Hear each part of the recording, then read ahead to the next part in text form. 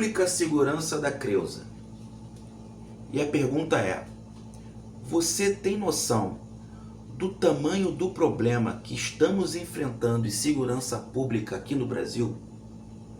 A nível nacional?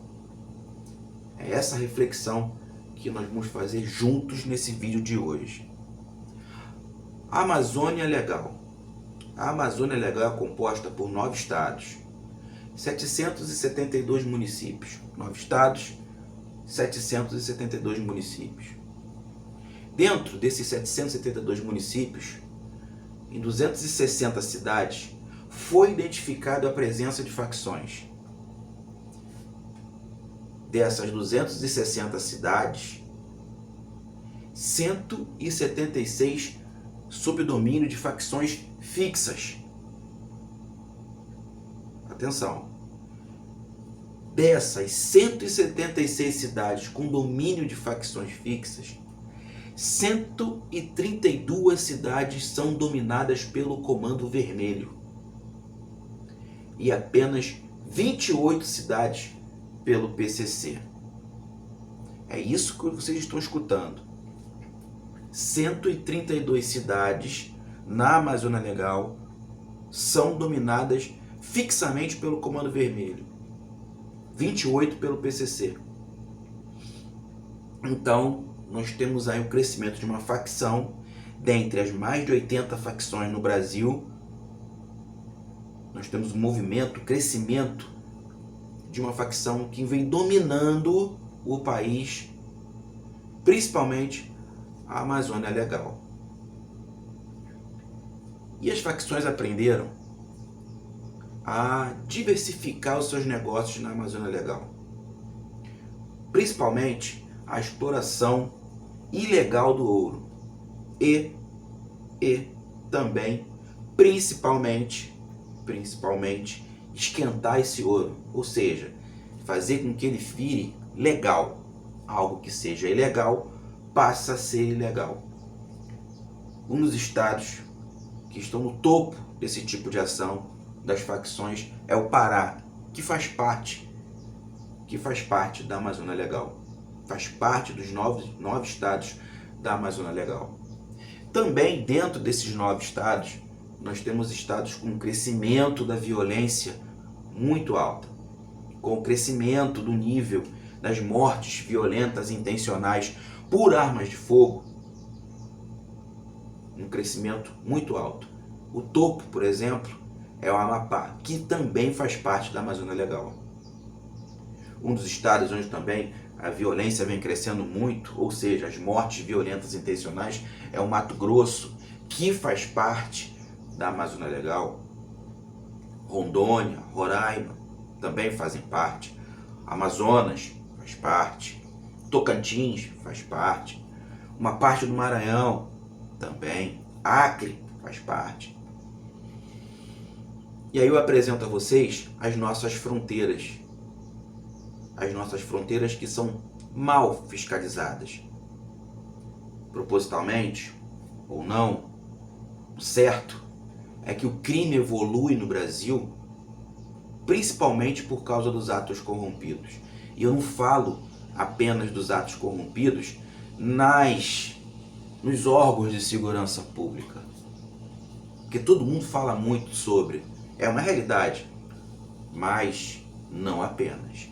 Eu falo dos atos corrompidos dentro da administração pública, grosseiros, e que são flexionados, são narrados à população brasileira como se fosse uma questão meramente política, entre esquerda, entre direita, e não é bem assim. Analisando friamente, não é bem assim. Nós não temos domínio da administração pública nos presídios em nível nacional.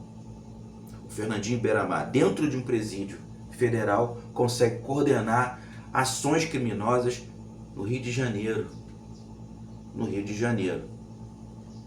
Tanto nas ruas, como por exemplo no roubo de cargas, como também dentro da administração pública.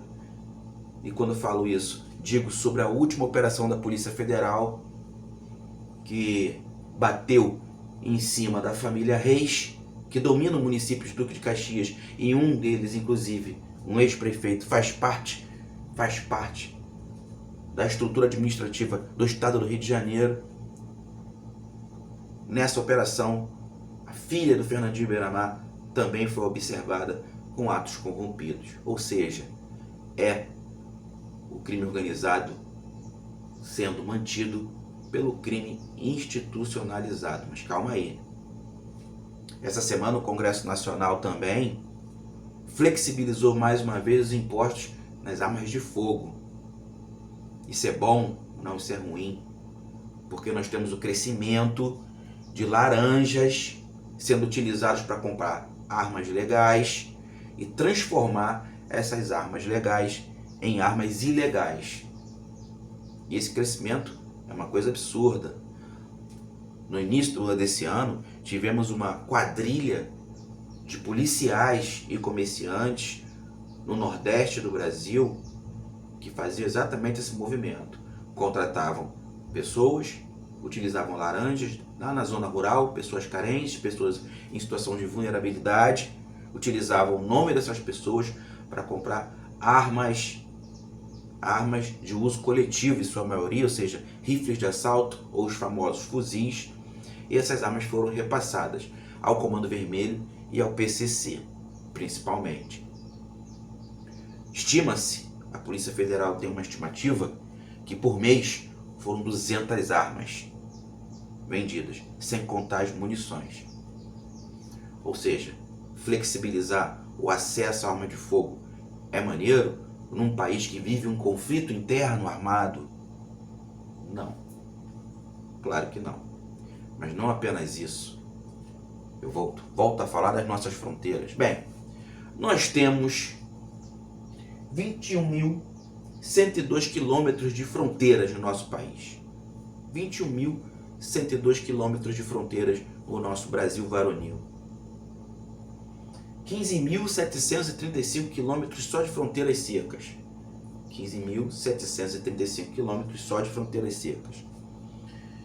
7.367 quilômetros de fronteiras marítimas.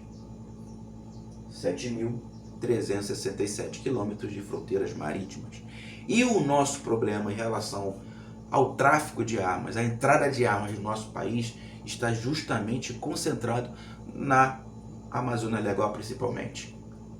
Os nossos vizinhos são problemáticos, tanto para a entrada de drogas quanto para a entrada de armas. Mas não, eu não vou falar sobre drogas nesse vídeo. Eu vou falar sobre armas. E os nossos vizinhos problemáticos têm nomes: Venezuela, Bolívia, Paraguai e Colômbia. Venezuela, Bolívia, Paraguai e Colômbia. As nossas fronteiras terrestres e fluviais. Uma rota fácil para o contrabando de armas, contrabando de armas. E como a gente resolve isso? Com colaboração internacional. É preciso ter colaboração internacional. Nos Estados Unidos foi identificada uma grande movimentação de armas para a América Latina e Caribe, principalmente para a América do Sul.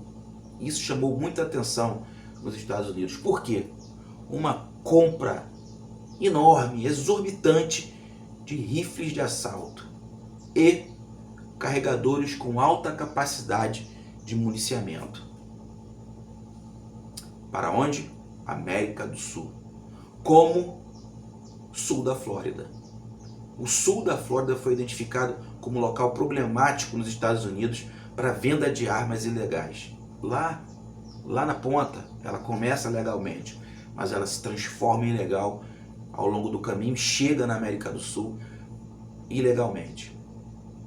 América do Sul, onde foi percebido que a maior tendência é justamente na compra de rifles de assalto, armas de uso coletivo, os fuzis e carregadores com alta capacidade de municiamento.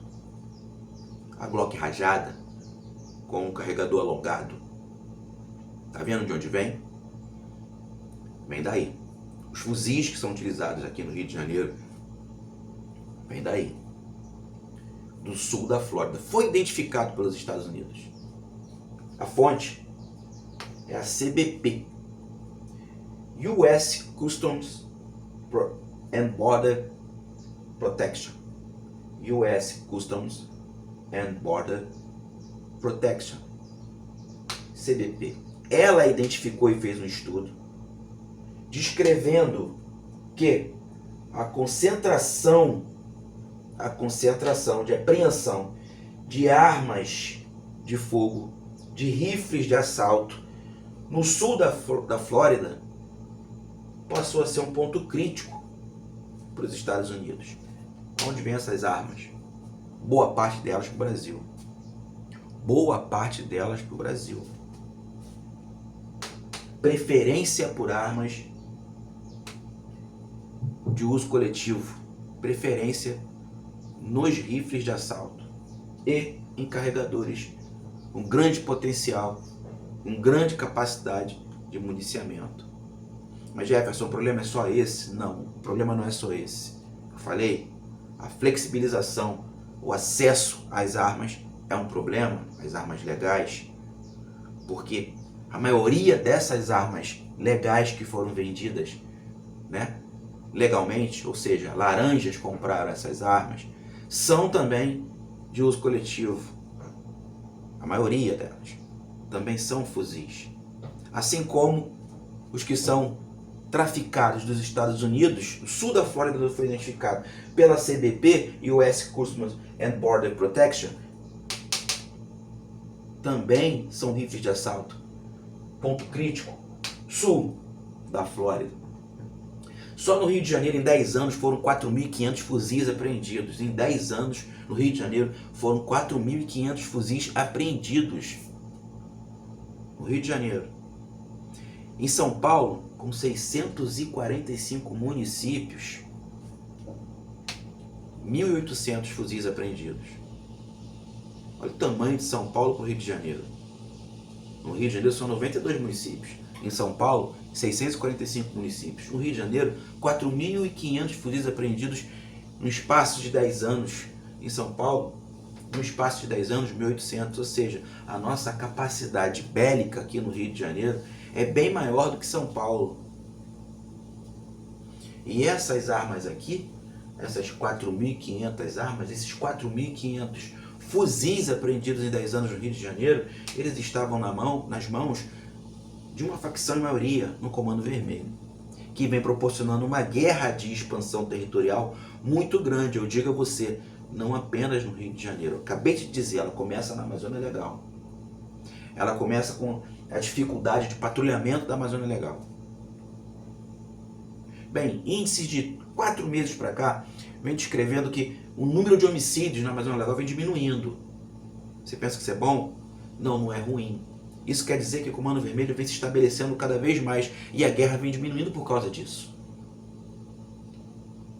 Os últimos números, os últimos estudos também dizem que algumas facções simplesmente deixaram de existir na Amazônia Legal. Nós temos aproximadamente aí entre 80 a 96 facções. São vários estudos nesse sentido. Vamos chegar a 100. Mas o interessante é que tem facções que estão simplesmente deixando de existir.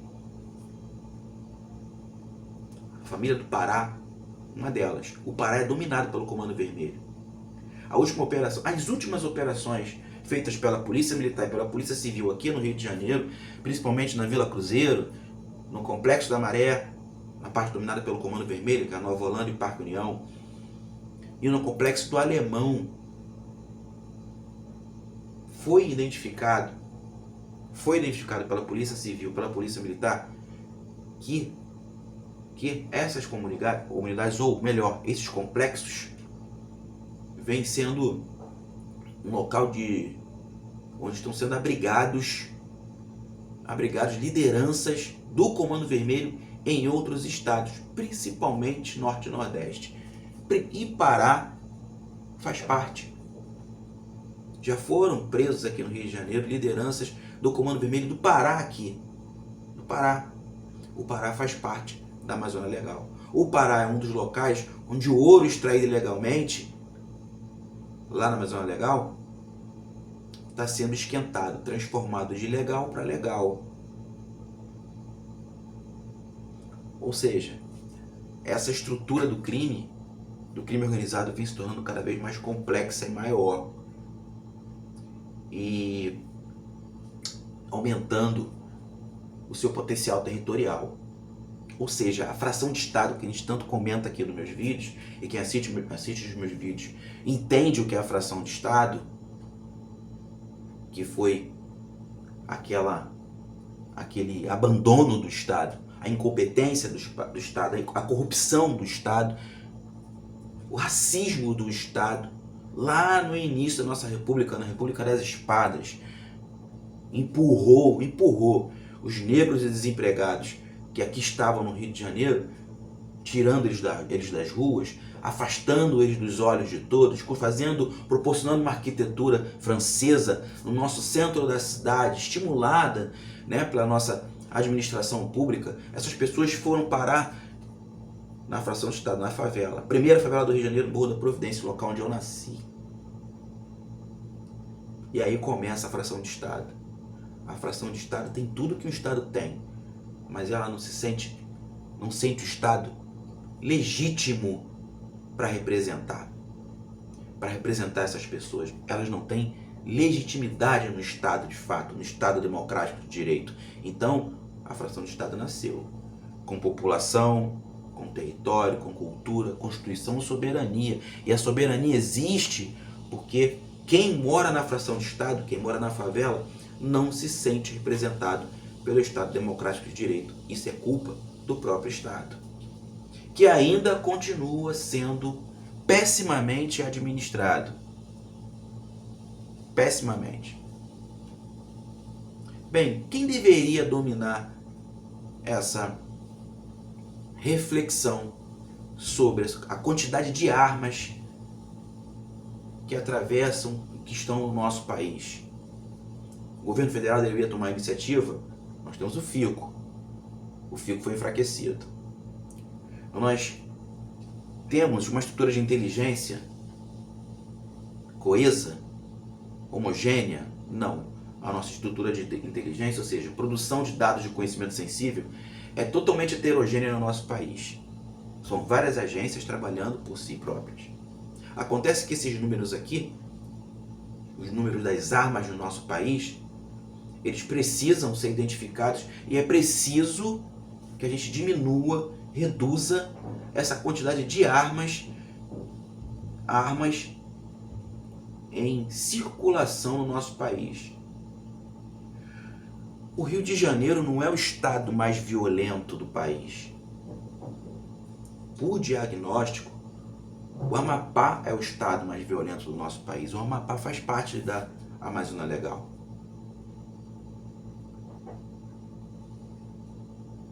A Bahia, que não faz parte da Amazônia Legal, mas é o segundo estado mais violento do nosso país, com a polícia mais violenta do nosso país, Bahia. A gente leva em consideração que nem sempre a violência, a letalidade policial,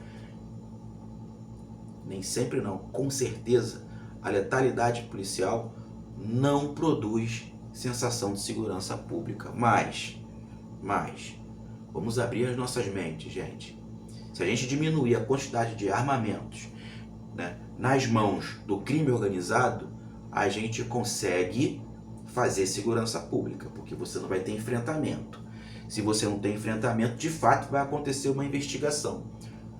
A polícia investigativa ou as polícias investigativas vão conseguir fazer o seu trabalho com mais facilidade em qualquer célula social, seja na fração de Estado, seja lá de fora. Mas como as frações de Estado estão dominadas e administradas pelo crime organizado, é claro que a dificuldade fica maior, porque você tem uma quantidade enorme de rifles de assalto, ou seja, de fuzis nas mãos desses criminosos.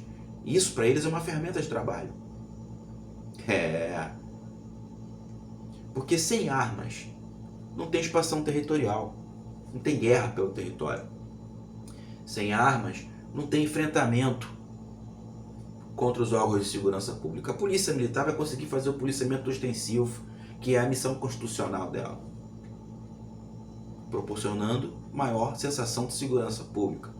A polícia civil vai conseguir investigar, cumprir os mandados de prisão, cumprir o mandado de busca e apreensão com mais facilidade, com o objetivo certo. A demanda na saúde pública vai diminuir, certo? Porque você tem pouco enfrentamento, você tem pouco efeito colateral. A demanda na saúde vai diminuir. A saúde vai poder tomar conta de outros assuntos que não sejam a vitimização por arma de fogo, certo? A educação das nossas crianças vai aumentar. Só no Complexo da Maré, se eu não me engano, são 44 escolas públicas. Ou seja, tem estrutura educacional, só que ela não funciona devido ao crime organizado, devido ao enfrentamento armado.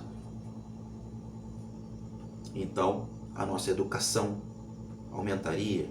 Se a nossa educação aumenta, a gente tem um aumento também do posicionamento socioeconômico, porque, afinal de contas, cada jovem morto corresponde a uma queda de 500 mil reais.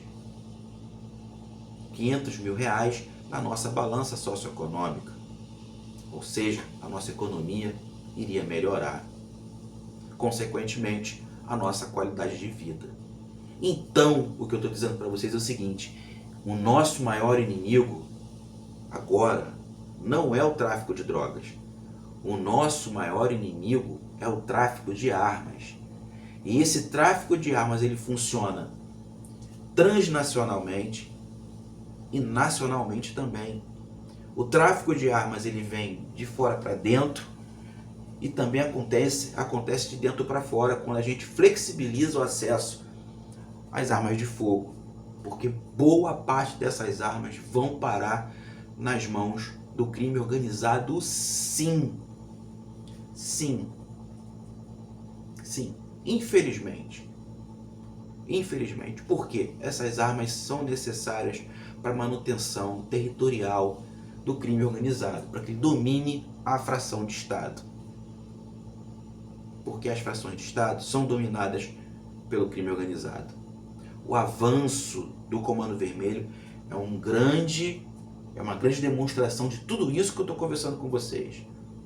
Só essa semana que passou, do último vídeo que nós fizemos até agora, a quantidade de pessoas mortas por armas de fogo entre operadores de segurança pública, ou seja, policiais e cidadãos comuns, essa quantidade aumentou grosseiramente. Total instabilidade na segurança pública. Não vou falar falência, porque ainda não é uma falência, mas estamos caminhando para essa falência sim. O Comando Vermelho vem avançando numa guerra na zona norte do Rio de Janeiro, entre o São João e o Morro dos Macacos, uma guerra que se estende durante muitos anos, mas que agora, de uns dias para cá, parece que o Comando Vermelho vem realmente tomando toda a comunidade, faltam apenas alguns locais, como o Pau da Bandeira, onde fica, inclusive, uma célula da UPP, tá? Existe a UPP ali no Pau da Bandeira, um dos locais que o Comando Vermelho ainda não dominou. Acredito que seja o último local e o principal. O Comando Vermelho vem recebendo apoio de várias favelas, várias frações de Estado, como por exemplo a Mangueira, que é dominada pelo Chevette e o Coroa, a Mangueira dividida entre dois traficantes. Morro do São João, com Gardenal, que recebe ordens diretas do Corolla, que está preso, mas também do Complexo da Penha, do Doca, do Urso. Também recebeu apoio de comunidades mais afastadas, ou seja, o Comando Vermelho fez um grande aglomerado de lideranças para conseguir fazer essa tomada do Morro dos Macacos, que vem enfraquecido. A liderança ali, o Scooby, já é uma liderança de muitos anos, o Scooby deve ter uns 47 anos de idade, e não fica no Morro dos Macacos, ele fica lá no São Carlos, porque o Empada, que é o o chefe do tráfico no Morro de São Carlos, é genro do Scooby, que domina o Morro dos Macacos, mas vem perdendo espaço. Ele não conseguiu ganhar apoio da célula mais forte do TCP, que é o Complexo da Maré. As comunidades que pertencem ao TCP, as frações de Estado que pertencem ao TCP, não conseguiu ganhar o apoio bélico do TCP, do Complexo da Maré. Dizem que ele teve um arranca-rabo com lideranças no Complexo da Maré e por isso teve que sair de lá, porque ele estava morando durante um tempo lá, teve que sair de lá e ir para o São Carlos, que é o local dominado pelo seu genro, pelo Empada. Então ele só tem apoio das favelas que são dominadas pelo TCP, ali naquele maciço da Tijuca e também no centro da cidade, no São Carlos, pelo Empada. Ele não teve mais apoio. Já vinha enfraquecido, provavelmente vai perder a comunidade para o Comando Vermelho. E aí o Comando Vermelho aumenta a sua expansão territorial. Ele vem fincando bandeira em locais que são estratégicos. Porque eles têm outra guerra acontecendo já na Zona Oeste, que é impulsionada por uma das lideranças, o GD, do Lins. Lins, onde uma oficial superior da Marinha foi baleada e morta. Uma das lideranças do Lins é o GD. Essa liderança que está proporcionando uma guerra na Zona Oeste, na Muzema, para tentar chegar até o Rio das Pedras pelo Sertãozinho. Ou seja, o Comando Vermelho vem formando um tentáculo no Rio de Janeiro, nessa expansão territorial, que é uma coisa muito complexa. E isso, disse para vocês, não está acontecendo apenas no Rio de Janeiro. Acontece, essa movimentação da facção Comando Vermelho, ela acontece no país inteiro. Ele domina a Amazônia Legal. Você pensa que o PCC domina a Amazônia Legal? Não. Quem domina a Amazônia Legal é o Comando Vermelho. É o Comando Vermelho. Ele está presente em 130 cidades, onde o tráfico tem facção fixa. São 176 cidades com movimentação fixa de facções. 130 do Comando Vermelho. 28 apenas no PCC. E ele vem aumentando, fazendo amarrações dentro dos presídios. Então, o nosso inimigo na segurança pública hoje no Brasil, não é o tráfico de drogas, gente. É o tráfico de armas. São as armas. Porque as armas proporcionam a violência urbana. Porque simplesmente mais de 30 mil pessoas morrem pelas armas de fogo por ano no nosso país. Mais de 30 mil pessoas. Ou seja, mais de 70% das mortes violentas intencionais no nosso país são pelas armas de fogo. O nosso problema são as armas. Outro detalhe desse grande espectro, né, chamado armas de fogo, eu falei para vocês do que foi identificado pelos Estados Unidos, lá no sul da Flórida, que é um ponto crítico para o tráfico de armas, principalmente os rifles de assalto, que a CBP identificou isso e tem um artigo específico sobre essa movimentação de armas e a saída para a América Latina e Caribe, principalmente para a América do Sul, principalmente para o Brasil, principalmente de armas de uso coletivo, ou seja, fuzis e carregadores com alta capacidade de municiamento. Eu disse para vocês sobre isso. A fonte está aqui, a CBP. Mas não falei apenas que essa é a única porta de entrada das armas no nosso país. Não. Disse que acontece internamente também. E quando eu falo internamente, eu falo de um problema muito crítico, que são os desvios de armas e munições das próprias forças de segurança. Vou repetir. Os desvios de armas e munições das próprias forças de segurança. Agora eu te pergunto, as forças de segurança, elas dizem o tamanho desse problema? A tabulação é exposta? Essa é a pergunta. A tabulação é exposta? A resposta é não. As forças de segurança não deixam expostas os números dos desvios de armas e munições. Segundo eles, por questões de segurança. E aí você não tem como criar dados de conhecimento sensível sobre esse tipo de acesso do crime organizado às armas. As armas que deveriam fazer parte dos órgãos de segurança pública, mas não. Elas são desviadas, elas são extraviadas, tanto as armas quanto as munições, e vão parar nas mãos do crime organizado. E esses números não são expostos. A tabulação não é exposta.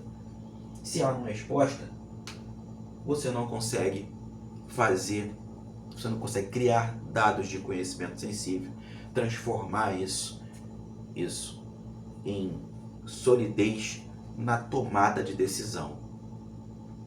Repito, não existe uma colaboração entre as forças de segurança do nosso país. Não existe. E isso recai exatamente na produção de dados de conhecimento sensível. Exatamente nesse sentido. Porque sem dados de conhecimento sensível que sejam homogêneos, a gente não consegue identificar essa movimentação, tanto das armas quanto das drogas. Mas eu não vou falar de drogas, eu não estou falando das drogas, eu estou falando das armas, que é o nosso principal problema.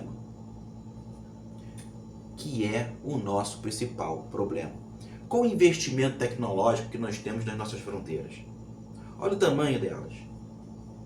15.735 quilômetros de fronteiras secas. Nosso problema está aí, tá? As nossas fronteiras terrestres e fluviais. Esse patrulhamento, essa fiscalização deveria ser feita intensamente, sem espaço para que aconteça a corrupção, os atos corrompidos. Fosse com drones, usando e abusando da nossa inovação tecnológica, investimento alto, porque se a gente conseguir controlar as nossas fronteiras terrestres e fluviais, o acesso à ilegalidade diminui. Isso diminui várias guerras. Vocês não podem deixar de esquecer que nas nossas frações de Estado, na fração de Estado, nas favelas, a gente tem também um alto número de comercialização de cigarros ilegais. Sim, há pouco tempo, uma série saiu num órgão de comunicação em massa falando sobre essa guerra da contravenção e que dentro dessa guerra da contravenção a batalha pelo comércio dos cigarros ilegais. Ela só acontece porque tem armas. Principalmente, gente, as armas só funcionam porque elas precisam de munições. E o nosso controle de munições aqui no Brasil é horrível. Mesmo a arma que vem de fora do país, por exemplo, vem dos Estados Unidos, ela precisa de munição. Acontece que as munições que são apreendidas pelos órgãos órgãos de segurança pública, em sua maioria grosseira, são da CBC, que é brasileira. E a CBC é que controla os próprios dados comerciais. E também, durante anos, simplesmente não expôs a sua movimentação financeira, a sua movimentação comercial. Ficou anos sem fazer nenhum tipo de gráfico de quantidade de munições vendidas e para quem foi vendido. E agora, quando faz, quem tem esse controle é ela mesma.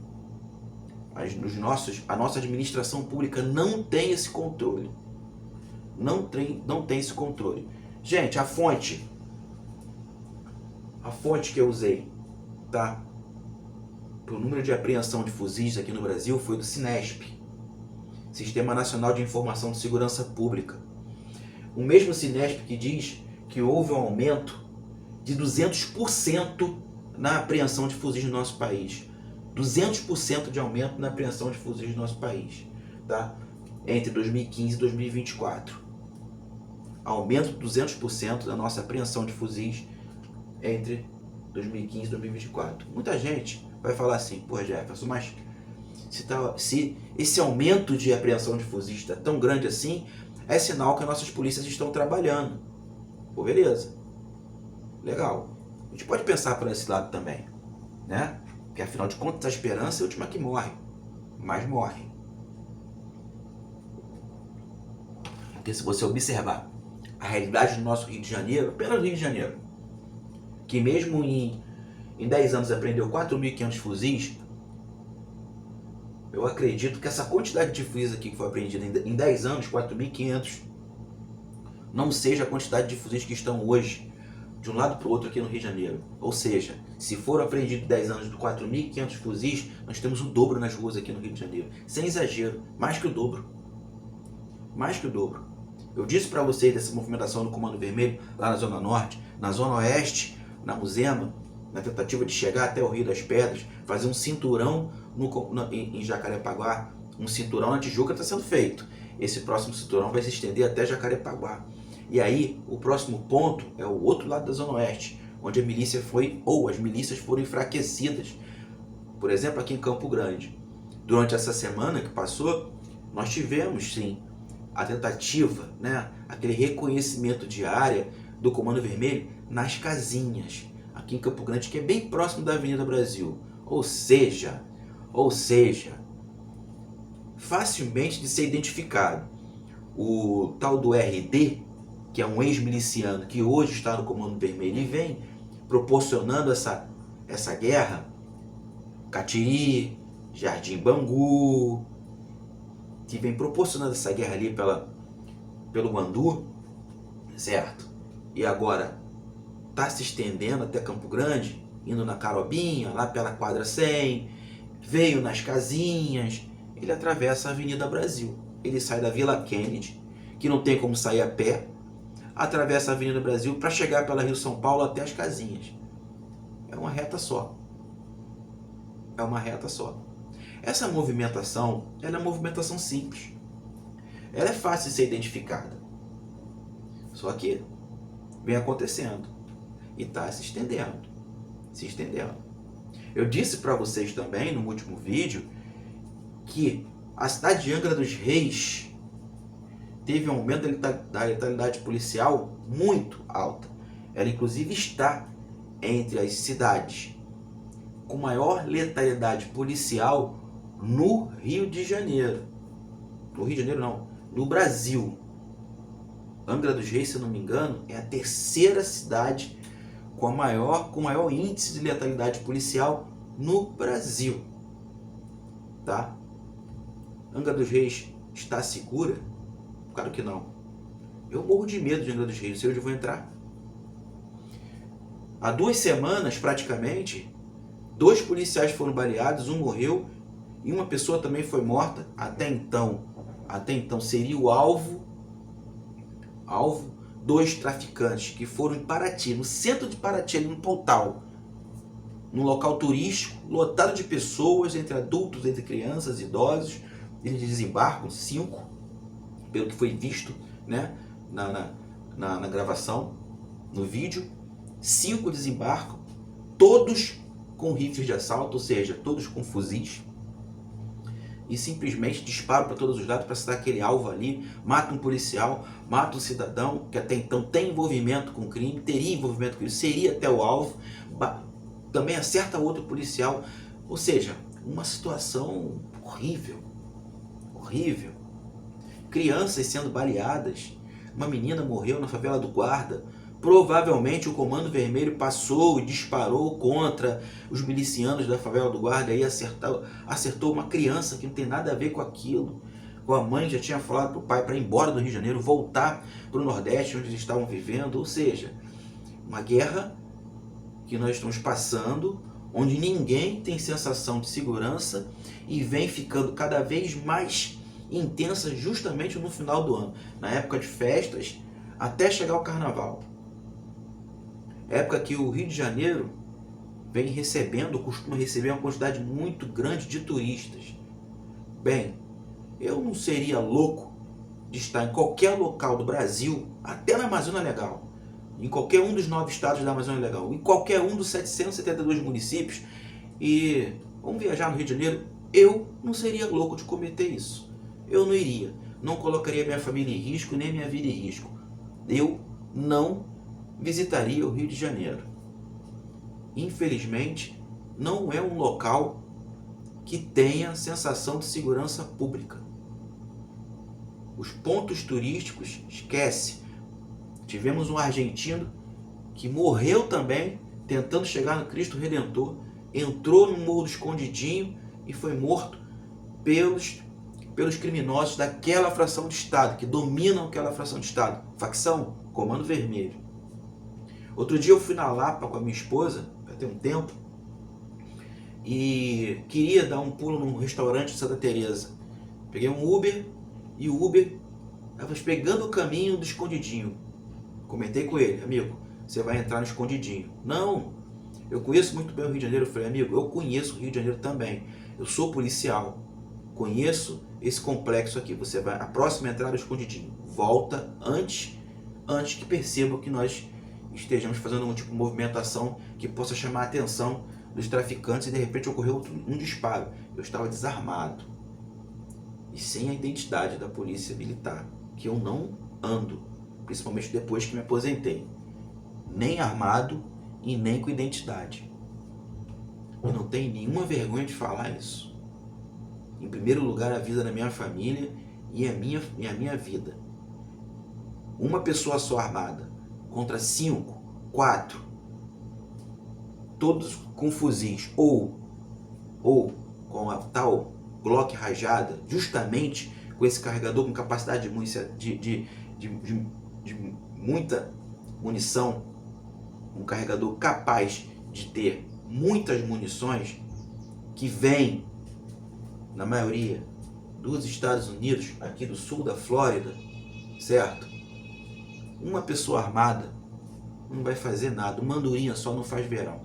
Você vai se matar e matar a pessoa que está contigo. Vai colocar a tua vida em risco e a vida da outra pessoa que está em risco. Portanto, é por isso que eu critico também a flexibilização das armas, pelo menos por enquanto no Brasil.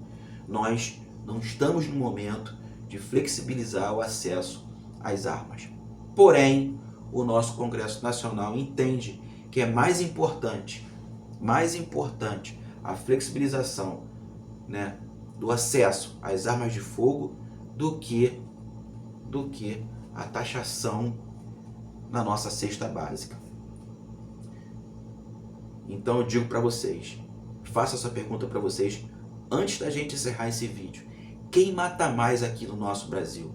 O fuzil ou a caneta? Asas do mesmo pássaro. Jefferson Arouche, um barco remando contra a maré.